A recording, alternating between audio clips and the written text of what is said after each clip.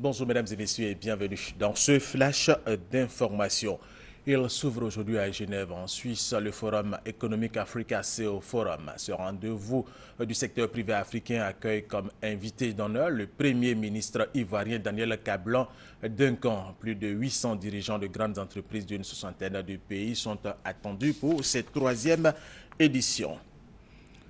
La journée mondiale des droits du consommateur a été célébrée hier dimanche. La cérémonie officielle ici en Côte d'Ivoire a eu lieu à Aboisseau. Plusieurs thèmes liés à la défense des droits des consommateurs ont été développés. Connais par Gassoro.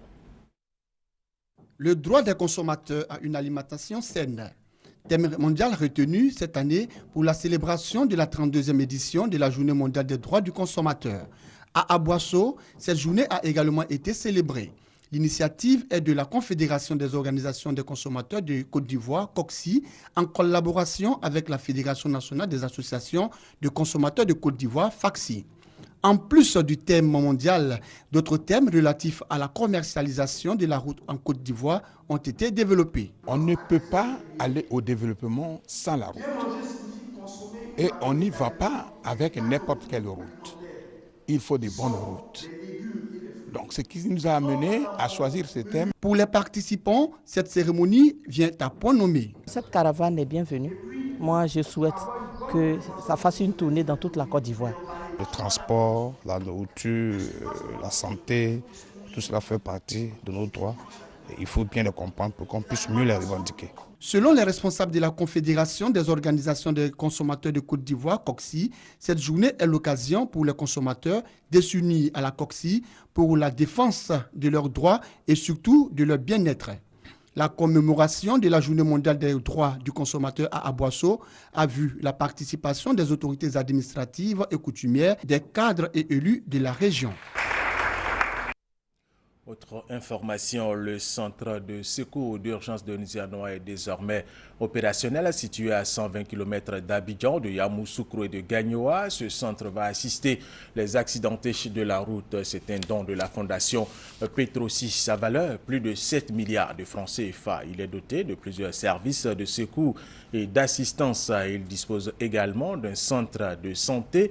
Il est le premier centre de secours moderne de la sous-région. Le ministre de la fonction publique a effectué une visite dans les locaux de la direction régionale de la fonction publique située à Djamé, Sissé-Bakongo. Voulait se rendre compte des conditions de travail de ses collaborateurs qui sont dans cette direction régionale. Plusieurs sociétés privées de sécurité sud-africaines ont mis à disposition du gouvernement nigérian des instructeurs qui sont sur le terrain dans le nord-est du pays. L'un d'eux a trouvé la mort la semaine dernière.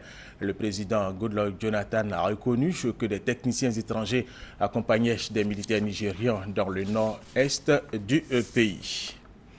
Et toujours au Nigeria, au moins 45 villageois, dont des femmes et des enfants, ont été abattus hier dimanche lors d'un raid mené à l'aube dans un village de l'État nigérian de Benue, au sud d'Abuja, par des hommes soupçonnés d'être des éleveurs. Plusieurs autres personnes ont été blessées dans cette attaque. Et puis, pour terminer, près d'1 500 000 Brésiliens ont manifesté hier dimanche dans les principales villes du pays pour réclamer le départ de la présidente Dilma Rousseff. Ils ont même défilé dans plusieurs capitales étrangères comme Londres, Buenos Aires et Sydney. Dilma Rousseff est depuis des semaines la cible d'une grogne montante en raison du scandale de corruption de Petrobras. Et c'est la fin de ce flash d'information. Merci de l'avoir suivi. Je vous retrouve à 13h.